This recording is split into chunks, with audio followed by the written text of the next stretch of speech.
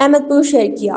مرکزی جمعیت اہل حدیث اور اہل حدیث یوتھ فورس کے زیر اہتمام 9ویں سالانہ عظیم الشان تحفظ ختم نبوت ناموں سے صاحبہ کانفرنس مرکزی عیدگاہ محمود پارک میں منعقد ہوئی۔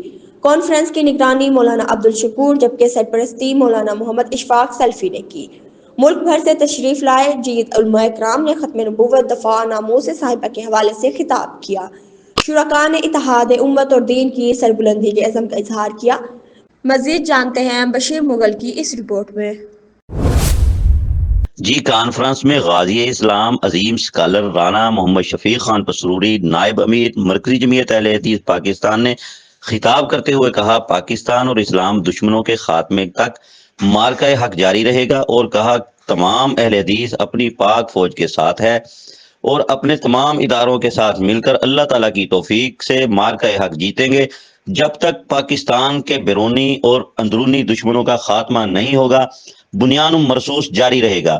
انہوں نے مزید کہا احمد پور شرقیہ آ کر روحانی خوشی ہوئی ہے کہ پورے بر صغیر میں سب سے پہلے عقیدہ ختم نبوت کا دفاع اور قادیانیوں کو عدالت کے ذریعے 1935 میں ریاست بہاولپور کی عدالت نے کافر قرار دیا گیا۔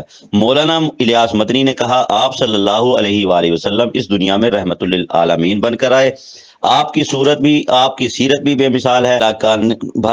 ضلع بھر سے علماء کرام، صحافیوں، شہریوں اور ہر مکتب فکر سے تعلق رکھنے والے لوگوں نے ہزاروں کی تعداد میں شرکت کی۔ احمد پور شرقیہ کی سرزمین ختم نبوت عظمت صحابہ کے نعروں سے گونج اٹھی۔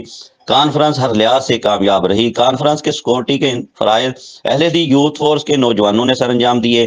مولانا عبدالشکور صدر اہل حدیث یوتھ فورس ضلع بہاولپور، ممبر امن کمیٹی مولانا محمد اشفاق سلفی، ناظم ضلع مرکزی جمعیت اہل حدیث نے آنے والے تمام کا تہ دل سے شکریہ ادا کیا، اور معززین علاقہ نے علماء کرام سمیت تمام نے کانفرنس کی کامیابی پر منتظمین کو خراج تحسین پیش کیا۔